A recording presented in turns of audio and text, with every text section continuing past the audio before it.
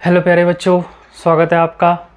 तो आज फाइनली मैं आप लोगों के सामने आया हूँ क्लास 12th फिजिक्स की वीडियोस के साथ में, और आशा करता हूँ आप लोगों की पढ़ाई बहुत अच्छी चल रही होगी। तो मैंने आपके लिए बहुत सारी फिजिक्स की किताबों के वीडियोस डाल रखे हैं। आपको जो बेटर लगती है वो, बहुत बच्चों ने कमेंट में पूछा सर कौन सी बुक से पढ़ें, कौन सी बुक से ना पढ़ें। जो आपके स्कूल में चल रही है या जो बुक आपको अच्छी लगती है, जो आपको अच्छे से समझ में आ सकती है, उससे पढ़ें। मैं पर्सनली रिकमेंड करूँगा आप एनसीईआरटी की बुक लें और उनसे पढ़ें तो वो ज़्यादा अच्छा रहेगा, क्योंकि उन बुकों के अंदर लगभग सब कुछ कंप्लीट कर रखा है। लेकिन फिर भी बच्चे कोई ना कोई रिफ़्रेशर बुक रिकमेंड करने के लिए कहते हैं, तो मैं ये कहूँगा उनको जो अच्छी बुक लग रही है वो उससे पढ़ें। और हिंदी माध्यम में मेरी तरफ से अगर आप राय लेते हैं तो आप कुमार मित्तल ले सकते हैं, अरिहंत पब्लिकेशन की ले सकते हैं। बहुत सारे राइटर हैं, उनकी अच्छी हैं। कुमार मित्तल को इसलिए सजेस्ट करूंगा कि उसके जो न्यूमेरिकल हैं, उनके जो आंसर हैं गलत नहीं, काफ़ी अच्छे हैं, तो आप उनको चुन सकते हैं। तो देरी ना करते हुए वीडियो को आगे लेके चलते हैं। देखें, आज मैं आप लोगों को क्लास 12th जो आप लोग 2025 में पेपर देंगे क्लास 12 बोर्ड का, उसे लेकर के सबसे पहले आज जो हम पहला चैप्टर शुरू करेंगे, जो पहली यूनिट आएगी उसके बारे में डिस्कशन करेंगे। और फिर ये हम लोग सीरीज़ कंटिन्यू वीडियोस की आगे लेके चलेंगे। सारे न्यूमेरिकल्स सब कुछ डे बाय डे कंटिन्यू आप लोगों को अपलोड करता रहूँगा। बस मुझे आपके प्यार की ज़रूरत है। आप कंटिन्यू कमेंट में, अपने कमेंट में जो भी प्यार है आप ज़रूर देते रहें। धन्यवाद। चलें देखते हैं, आज हम लोग क्लास 12th फिजिक्स में चल लें। आज हम लोग केवल इंट्रोडक्शन पढ़ेंगे कि इंट्रोडक्शन क्या है। सबसे पहली जो आप लोगों की यूनिट आएगी उसका नाम है स्थिर वैद्युत की। जो आप लोगों की इकाई फर्स्ट है उसका नाम है स्थिर वैद्युत की। तो बच्चों ये है क्या स्थिर वैद्युत की, तो मैं आपको जवाब दे देता हूँ। स्थिर वैद्युत की के अंदर हम लोग आवेश के बारे में पढ़ेंगे, और जब आवेश रुका हुआ होता है उसके क्या क्या प्रभाव उत्पन्न होते हैं उसके बारे में पढ़ेंगे।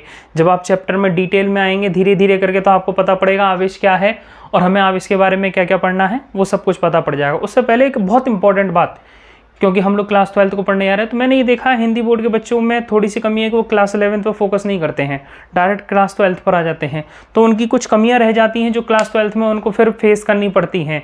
तो मैं पर्सनली रिकमेंड करूंगा, कुछ चैप्टर हैं जो क्लास 11th के, जो आप लोगों को स्पेशली शायद रिवाइज जरूर करने चाहिए। करनी तो पूरी क्लास 12th की, क्लास 11th की पूरी बुक पर हर चैप्टर पे आप लोगों की कमांड होनी चाहिए, अगर आप नीट या आईआईटी अच्छे लेवल के एग्जाम देना चाहते हैं। नहीं तो आप बोर्ड के लिए प्रिपेयर करने जा रहे हैं, क्लास 11 निकल चुका है, आप क्लास 12th में हैं, तो करें क्या। तो इसके लिए मैं आपको कुछ चैप्टर बता रहा हूँ क्लास 11 से, जिन पर आपकी कमांड थोड़ी बहुत अच्छी होनी चाहिए। कुछ फॉर्मूले हैं उनके बारे में आपको नॉलेज होनी चाहिए। अगर आपको ये नहीं पता है तो मैं उसके लिए अलग से एक वीडियो बना करके डाल दूंगा, तो आप कमेंट सेशन में कमेंट जरूर कर दें इस बात के लिए। लेकिन मैं चैप्टरों के नाम बता दे रहा हूँ। एक आप लोगों को चैप्टर पता होना चाहिए विमीय विश्लेषण, क्योंकि उसमें फॉर्मूले आते हैं, और विमीय विश्लेषण से आप लोगों को डायमेंशनल फॉर्मूला यानी कि विमीय सूत्र बनाने के लिए आते हैं अलग अलग भौतिक राशियों के। और आप इंटर का जब पेपर देने जाएंगे तो वो आपसे पूछ भी लेता है कि इस राशि का विमीय सूत्र क्या होगा, जैसे वैद्युत क्षेत्र का विमीय सूत्र क्या होगा, तो उसके लिए बहुत इंपॉर्टेंट है, वो भी आपको पता होना चाहिए। फिर आप आगे आएंगे, एक मोस्ट इंपॉर्टेंट चैप्टर मैं मानता हूँ वो है आप लोग का वेक्टर विश्लेषण यानी कि सदिश विश्लेषण। आप लोगों का मोस्ट वेरी इंपॉर्टेंट चैप्टर है, क्योंकि जब आप इस धीरे धीरे करके जब फर्स्ट चैप्टर में आगे आएंगे तो आप लोगों को अक्षीय स्थिति और निरक्षीय स्थिति बताई जाएंगी वैद्युत द्विध्रुव के कारण। तो वहाँ आप ये समझ नहीं पाएंगे कि मैंने कैसे प्लस लगा दिया, कैसे माइनस लगा दिया। वहाँ आपको अगर डिटेल में पता करना है कि मैंने ऐसा क्यों किया, तो उस चैप्टर पर आपकी थोड़ी अच्छी कमांड होनी चाहिए। मैं रेगुलरली धीरे धीरे करके क्लास 11th की भी वीडियो जल्दी से जल्दी अपलोड कर दूंगा। तो चलते हैं, फिर ज़्यादा टाइम नहीं करते हैं, आज केवल इंट्रोडक्शन दे रहा हूँ। फिर इसके अगली वीडियो में मैं आप लोगों को धीरे धीरे करके आपको पूरा चैप्टर कंप्लीट कराऊंगा। देखें, स्थिर वैद्युत की इस इकाई में स्पेशली आपको क्या पढ़ाया जाएगा, जब आवेश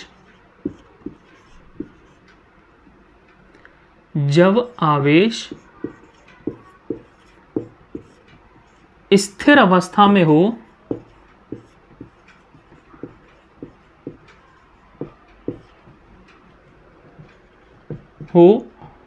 तो उसके प्रभाव का अध्ययन।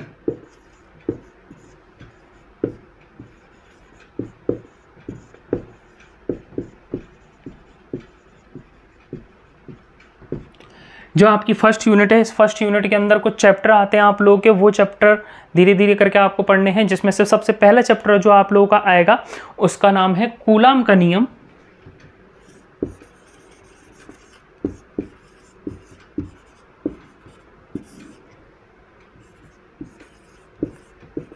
कूलॉम का नियम तथा वैद्युत क्षेत्र। आप चैप्टर में धीरे धीरे पढ़ते चले जाएंगे, आपको पता भी पड़ जाएगा क्या है क्या नहीं है। चैप्टर 2 आप लोग का है वैद्युत फ्लक्स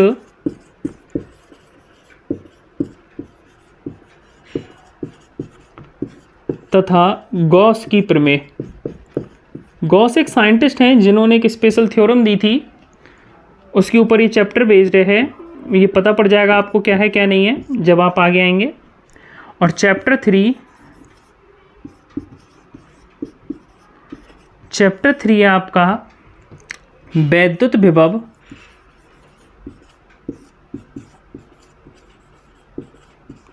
तथा वैद्युत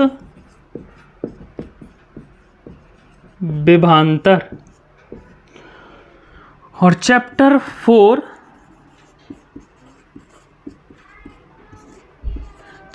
के अंदर आप लोगों का आएगा संधारित्र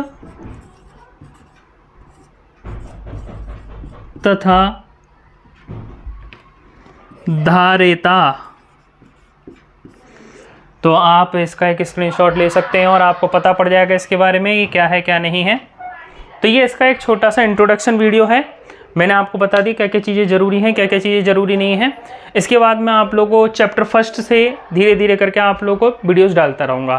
तो वीडियो कैसी लगी कमेंट सेशन में कमेंट जरूर करिएगा। धन्यवाद।